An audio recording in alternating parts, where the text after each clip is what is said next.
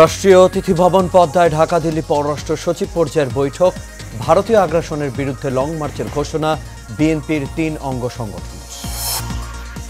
ইইউর ২৭টি দেশের রাষ্ট্রদূতের সঙ্গে প্রধান উপদেষ্টার বৈঠক শুরু। আলোচনায় প্রাধান্য পাবে জলবায়ু চ্যালেঞ্জ মোকাবেলা ও রোহিঙ্গা ইস্যু। এবং আওয়ামী লীগের দাসে পরিণত হয়েছিল দুদক বিচার বিভাগ, বললেন আইন উপদেষ্টা। গ্রহণযোগ্যতা পেয়েছিল দুর্নীতি।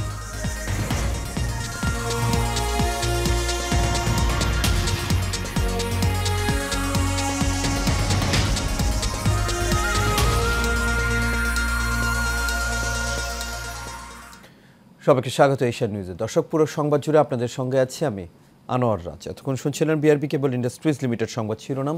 এবার চলে যাচ্ছে পুরো খবরে। শুরু হলো ঢাকা দিল্লি পররাষ্ট্র সচিব পর্যায়ের বৈঠক। সকাল 11টায় রাষ্ট্রীয় অতিথি ভবন পদ্মায় বৈঠক শুরু হয়। এর আগে সকাল 8:15টার দিকে হজরত শাহজালাল আন্তর্জাতিক বিমানবন্দরে পৌঁছান ভারতের পররাষ্ট্র সচিব বিক্রম মিসরি। 5 আগস্টের পট পরিবর্তনের পর এই প্রথম দিল্লির কোনো নীতি নির্ধারক ঢাকা সফরে এলেন। বৈঠকে দিল্লিতে অবস্থানরত সাবেক প্রধানমন্ত্রী শেখ হাসিনাকে ফেরত চাওয়া, তার রাজনৈতিক বক্তব্য দেয়া বন্ধ করা, তিস্তার পানি বন্টন, সীমান্ত হত্যা বন্ধ ও ভিসা কার্যক্রম স্বাভাবিক করার বিষয়ে জোর দেবে ঢাকা। বৈঠক শেষে প্রধান উপদেষ্টা ও পররাষ্ট্র উপদেষ্টার সঙ্গে সৌজন্য সাক্ষাৎ করবেন বিক্রম মিসরি। এরপর আজই ঢাকা ছেড়ে যাবেন তিনি। ইউরোপীয় ইউনিয়নের ২৭টি দেশের রাষ্ট্রদূতের সঙ্গে বৈঠকে বসেছেন অন্তর্বর্তী সরকারের প্রধান উপদেষ্টা ডক্টর মোহাম্মদ ইউনুস। কিছুক্ষণ আগে এই বৈঠক শুরু হয়। এক ব্রিফিংয়ে জনকূটনীতি বিভাগের মহাপরিচালক রফিকুল আলম জানিয়েছিলেন, ইইউর ২৭টি দেশ ছাড়াও আরও একটি দেশের রাষ্ট্রদূত অংশগ্রহণ করছে এই বৈঠকে। আলোচনা জলবায়ু পরিবর্তনজনিত চ্যালেঞ্জ মোকাবেলা ও রোহিঙ্গা ইস্যু প্রাধান্য পাওয়ার সম্ভাবনাও রয়েছে। এছাড়া বাংলাদেশ ও যুক্তরাজ্যের সম্পর্ক নিয়ে খোলামেলা আলোচনা হবে বলে জানা গেছে। আলোচনা হবে অর্থনৈতিক খাতে সহযোগিতা বৃদ্ধি এবং বাংলাদেশের সঙ্গে সম্ভাব্য অংশীদারিত্ব ও সহযোগিতা চুক্তিসহ নানা ইস্যুতে।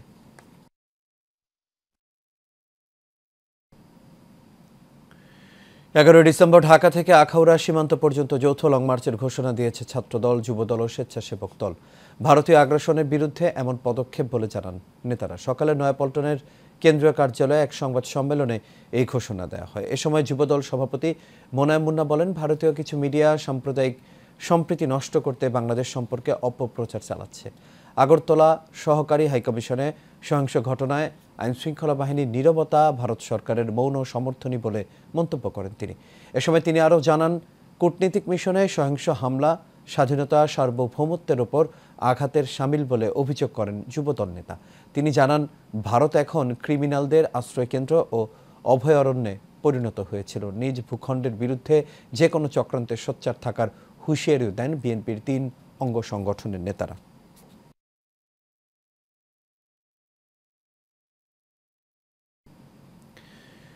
দুদক বিচার বিভাগ আওয়ামী লীগের দাসে পরিণত হয়েছিল বলে মন্তব্য করেছেন আইন উপদেষ্টা ডক্টর আসিফ নজরুল। সকালে রাজধানী কাকরাইলে আন্তর্জাতিক দুর্নীতি বিরোধী দিবস উপলক্ষে আয়োজিত এক অনুষ্ঠানে তিনি এসব কথা বলেন। এ সময় অনুষ্ঠানে সভাপতিত্ব করেন দুদক সচিব খোরশেদা ইয়াসমিন। গত ১৬ বছরে সরকারি বেসরকারি খাতে দুর্নীতির ফিরিস্তি তুলে ধরে আসিফ নজরুল বলেন, দুদক ছিল, উচ্চ আদালত ছিল, কিন্তু বিচার হয়নি। বিচার হয়েছে খালেদা জিয়ার।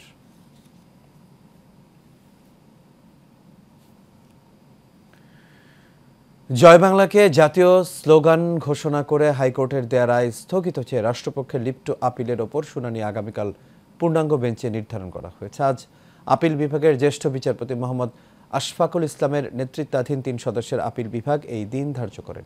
এর আগে ২০২০ সালের ১০ মার্চ জয় বাংলাকে জাতীয় স্লোগান ঘোষণা করে রায় দেন বিচারপতি FRM নাজমুল আহসান ও বিচারপতি KM কামরুল কাদেরের সমন্বয়ে গঠিত হাইকোর্ট বেঞ্চ।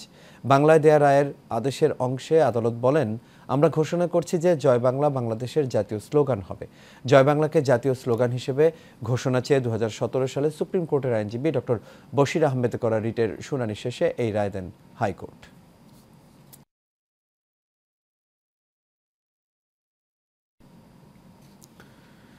ঘন কুয়াশা হিমেল হাওয়ায় স্থবির হয়ে পড়েছে দেশের উত্তর জনপদ। তীব্র শীতে বেশি বিপাকে পড়েছে নিম্ন আয়ের খেটে খাওয়া মানুষ। আজ দেশের সর্বনিম্ন তাপমাত্রা 10.9 ডিগ্রি তাপমাত্রা রেকর্ড করেছে পঞ্চগড়ের তেঁতুলিয়াতে। এদিকে উত্তরের হিমেল হাওয়া, ঘন কুয়াশার শীতে কাঁপছে জয়পুরহাট। কুয়াশার কারণে দিনের অধিকাংশ সময় রাস্তায় যানবাহন চলছে লাইট জ্বালিয়ে। অপরদিকে নওগাঁর বদলগাছিতে তাপমাত্রা ছিল 12.4 ডিগ্রি সেলসিয়াস। এদিকে ঠাকুরগাঁওয়ে ক্রমশই বাড়ছে শীতের তীব্রতা। জেলার ওপর দিয়ে বয়ে যাচ্ছে হিমেল হাওয়া আর ঘন কুয়াশার চাদরে ঢাকা থাকছে চারপাশ। এতে চরম দুর্ভোগে পড়েছেন দরিদ্র শ্রমজীবী মানুষজন। এছাড়াও লালমনিরহাটে শীতে জনজীবন বিপর্যস্ত হয়েছে। ভোর থেকেই ঘন কুয়াশার চাদরে ঢাকা পড়েছে রাস্তাঘাট আর ফসলের মাঠ। এদিকে শীত বাড়া ঠান্ডাজনিত নানা রোগে আক্রান্ত হচ্ছেন স্থানীয়রা।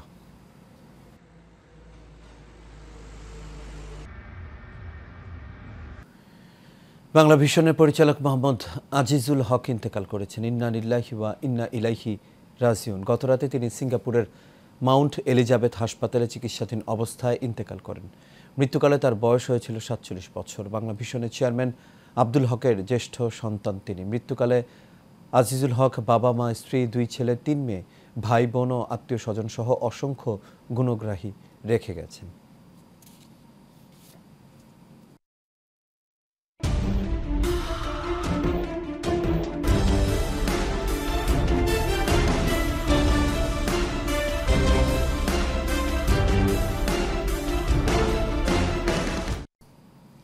এবার সারা বাংলার খবর।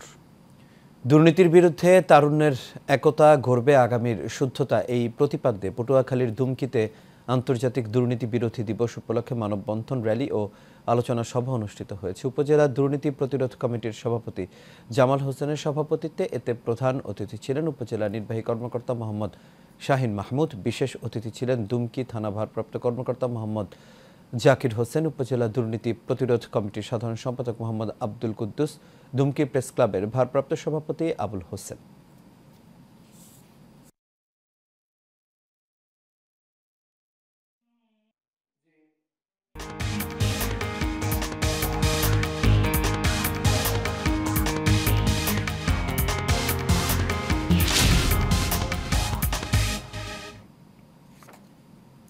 এবার আন্তর্জাতিক প্রসঙ্গ। ক্ষমতা হাতছাড়া হওয়ার পর পালিয়ে রাশিয়ায় আশ্রয় নিয়েছেন সিরিয়ার শাসক বাশার আল আসাদ। পরিবার সহ তিনি মস্কোয় পৌঁছেছেন বলে রাশিয়ার রাষ্ট্রীয় সংস্থা ক্রেমলিনের সূত্রের বরাত দিয়ে খবর দিয়েছে আন্তর্জাতিক গণমাধ্যম। রোববার সিরিয়ার রাজধানী দামেস্কের নিয়ন্ত্রণ ক্ষমতাসীনদের হাতছাড়া হয়ে গেলে দেশটির 61 বছরের বাথ শাসনামলের লজ্জাজনক ইতি হয়। আরব সোশ্যালিস্ট বাথ পার্টি 1963 সালে অভ্যুত্থানের মাধ্যমে সিরিয়ার রাষ্ট্রীয় ক্ষমতায় আসে। পরে 1970 সালে হাফেজ আল আসাদ অভ্যন্তরীণ দলীয় অভ্যুত্থানের মাধ্যমে ক্ষমতা দখল করেন। এর 1 বছর পর প্রেসিডেন্ট হন হাফেজ আল আসাদ। পরবর্তীতে 2000 সালে হাফেজ আল আসাদের মৃত্যু হলে তার ছেলে বাশার আল আসাদ বাদ শাসনের দায়িত্ব নেন।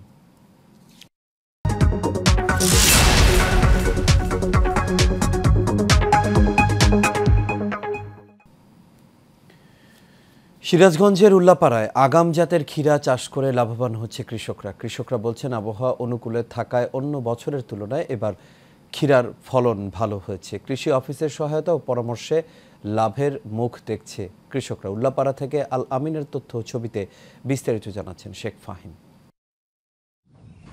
চলনবিল অধ্যাসিত সিরাজগঞ্জের উল্লাপাড়ার বিভিন্ন এলাকায় আগাম জাতের ক্ষীরা চাষ করে ভাগ্য বদলের স্বপ্ন দেখছেন কৃষকরা। কেউ জমি থেকে ক্ষীরা তুলছেন, আবার কেউ প্রস্তুত করছেন আড়তে আনতে। কৃষকরা বলছেন প্রতি হেক্টর জমিতে প্রায় 35 মেট্রিক টন ক্ষীরা পাওয়া যায়। গেল বছর দাম কম থাকলেও এবার দর ভালো থাকায় খুশি তারা। দাম ভালো থাকার কারণে ফলন কম থাকলেও এই দিক দিয়ে পোষা যাইতেছে। এই বছরে এখন মোটামুটি এই গ্রিন লিডারে মোটামুটি ভালো ফলন, দাম মোটামুটি ইনশাল্লাহ ভালোই আছে। যে জমিগুলো ভালো ছিল ওরা অনেক টাকা পাইছে, দামও ভালো। আমাদের বেচা বিক্রি এই চাকসা আর চরবর্ধন গাছে আর চরবর্ধন গাছে আরতেই বেচা কেনা ভালো হচ্ছে। কেরিং খরচ কম আসে, এই পাশেই 2টা হাট ক্ষীরার, আমার যেখানে যাওয়ার ইচ্ছে সেখানে বেশি। এত মোটামুটি গত আছে, এবার একটু লাভবান আমার। ক্ষীরা আবাদ ঘিরে পাশেই গড়ে উঠেছে 2টি আড়ত। স্থানীয় চাহিদা মিটিয়ে তা চলে যাচ্ছে দেশের বিভিন্ন প্রান্তে। আমাদের বস্তা পড়ছে 1180 টাকা, আমার বিক্রি করছে হলো 25 থেকে 27 টাকা বিক্রি করছে। সব জান যে দাম কেনা লাগে সেই দাম বিক্রি করা লাগে। বাজার মনে করেন যে ঠিক আর পড়ছে না, যেভাবে কেনা সেইভাবে বেচা। কৃষকরা এখানে সহজে ক্ষীরাগুলো বিক্রি করে উপকৃত হচ্ছে ক্যারিং কস্ট কম এবং ন্যায্য মূল্য পাচ্ছে।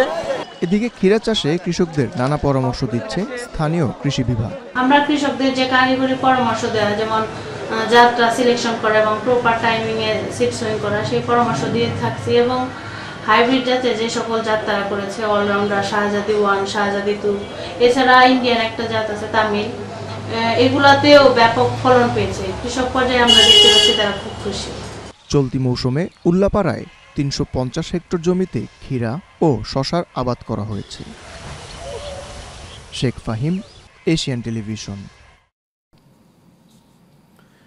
ময়মনসিংহের হালুয়াঘাট উপজেলা নির্বাহী কর্মকর্তা মোহাম্মদ এরশাদুল আহমেদের বদলি আদেশ বাতিল ও পুনর্বহাল রাখার দাবিতে কমপ্লিট শাটডাউন সহ উপজেলা পরিষদের সামনে বিক্ষোভ করেছেন বৈষম্য বিরোধী ছাত্র আন্দোলনকারীরা।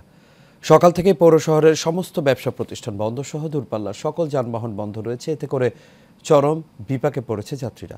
উপজেলা গেটের সম্মুখে পৌর শহরের মহাসড়কের উপরে বৈষম্য বিরোধী ছাত্র আন্দোলনের আয়োজনে মানববন্ধন ও বিক্ষোভ অনুষ্ঠিত হয়। আন্দোলনকারীরা জানান, নির্বাহী কর্মকর্তা বদলি আদেশ বাতিল ও পুনর্বহাল রাখা না হলে কঠোর আন্দোলনের ডাক দেবেন তারা।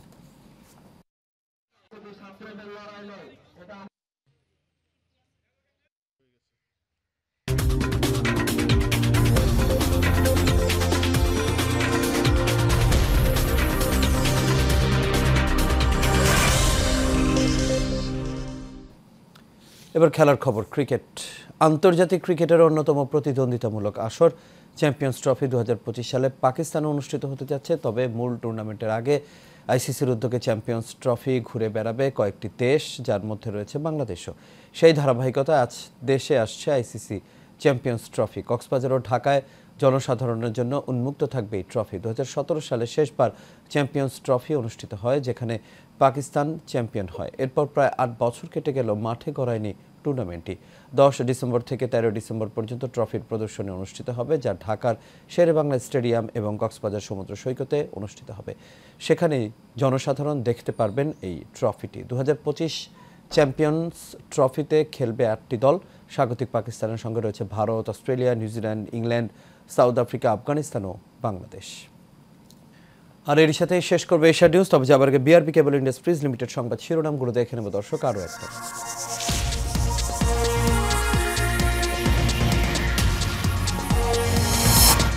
রাষ্ট্রীয় অতিথি ভবন পদ্মায় ঢাকা দিল্লি পররাষ্ট্র সচিব পর্যায়ের বৈঠক। ভারতীয় আগ্রাসনের বিরুদ্ধে লং মার্চের ঘোষণা বিএনপির 3 অঙ্গ সংগঠন।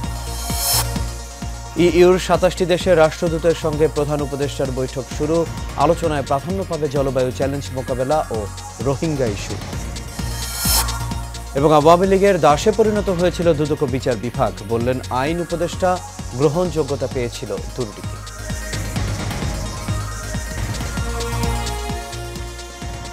দর্শক, এশিয়া নিউজ এ পর্যন্তই। আমাদের পরের সংবাদ বিকেল 3:30টায় দেখার আমন্ত্রণ রইল। এতক্ষণ সাথে থাকার জন্য সবাইকে ধন্যবাদ।